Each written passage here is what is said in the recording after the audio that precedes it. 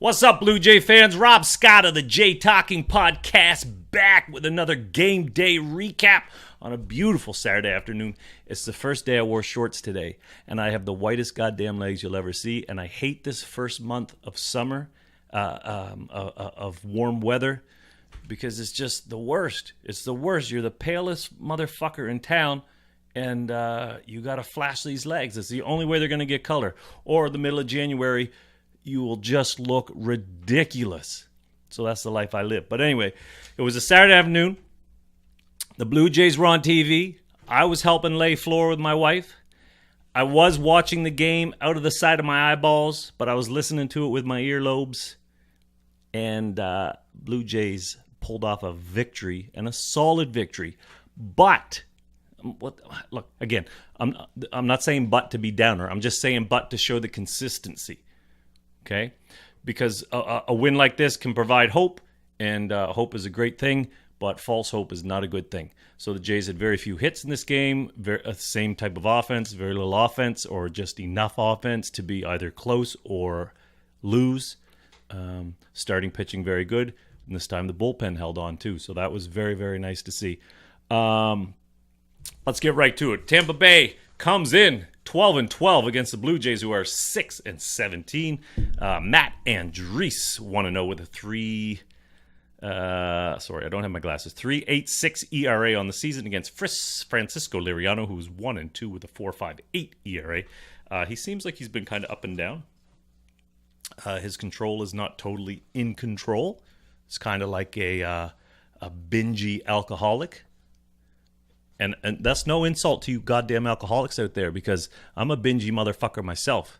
Not with alcohol, but I like to smoke a little bit of weed. I'll tell you that right now. I got no problem saying that, all right? So I understand when you're bingy and you're a little bit off. You're not always consistent. That's the life I lead. Makes for a fun life, though. Okay, top of the first.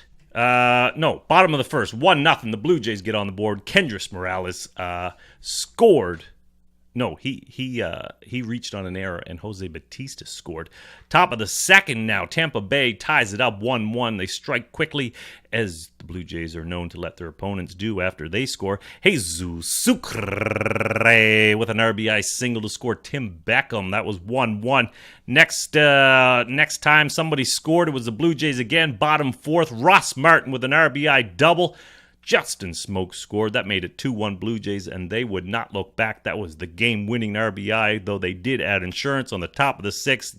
The aforementioned Justin Smoke, well, he slammed a 437 two-run shot. Jose Bautista scored, and that was the ball game. Blue Jays won 4-1. Russ Martin came into this game hitting well in his last 9, 10 for 34. That's a 294 average. He had 3 home runs, all solo shots. 3 RBIs in that span, but he has scored 9 runs and has walked 6 times during that 9-game span as well. So those are good numbers for him. He is obviously he's heated up, and that's good to see. And he had a good game today. I'll get to that in a moment. Also coming in hot was Kevin Pillar with 12 for 40 in his last 9. That's a 300 batting average with 3 home runs, 6 ribs, 10 runs scored out of the leadoff spot, and 4 walks. So let's get to the scoring. Jays offense, 6 hits, 4 runs, 1 home run, 1 steal today, 3 walks, 4 Ks, and 6 left on base. Justin Smoke was the MVP of the game with a 3 for 3. Home run, 2 ribbies, 2 runs scored. Russ Martin, 2 for 3 with a ribby. And Ezekiel Carrera had the other hit. He was 1 for 4. Ray's offense was even a little bit worse. They had 5 hits. Scratched out just 5. He was, with 1 run, 5 walks, 10 Ks. They left 24 men on base. I had to check to make sure that wasn't a typo. Because, as I said, I was kind of only listening to the game out of the side of my ear, but that's a shitload of motherfuckers to leave on base. Corey Dickerson led the parade with 2 for 4.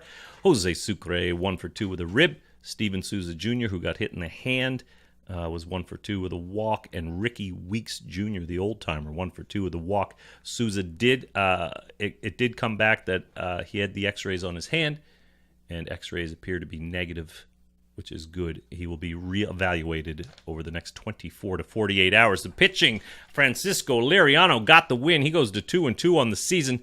5 innings, 4 hits, 1 run, 4 walks, 6 Ks. Those walks don't help him. 3.97 ERA now on the season, but a 1.59 whip. So that is something to keep an eye on for sure. Joe Biagini was very nice today. Rebounded from two not so great outings. 2 clean innings, 2 Ks. 0.82 whip for him on the season. That's his 4th hold. Joe Smith came in, got his 2nd hold with an inning, a hit, a walk, and 2 Ks. And Roberto Osuna came in with an inning, got a 2nd save, and was chucking 95, which is maybe the most important thing to note about his appearance today. So that is good. That is good. That is very good.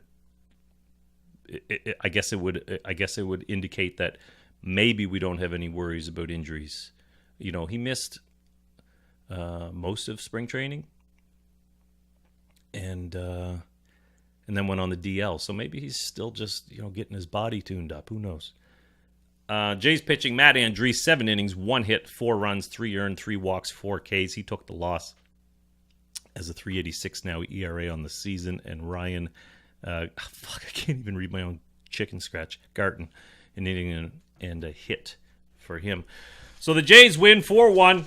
Back at it tomorrow. What time's that? 2:07 Atlantic time, 1:07 Eastern, 2:37 Newfie time. Chris Archer on the hill. I got him on my fantasy team. So these are always the games I'm conflicted about. I want him to pitch great. Maybe the Jays will win 1-0, and he'll pitch a complete game, strike out like 14. But take the loss. I'll take that so the Jays can win. Aaron Sanchez back on the hill. That's exciting. He's 0-1 with a 4.38 ERA, but it's exciting to see him back. That is good news for the Blue Jays. So that'll be a great matchup. This is the Jays' first opportunity to win back-to-back games this season. First opportunity to win their first series of the year. So here's hoping. Thank you for joining me. I will see you tomorrow.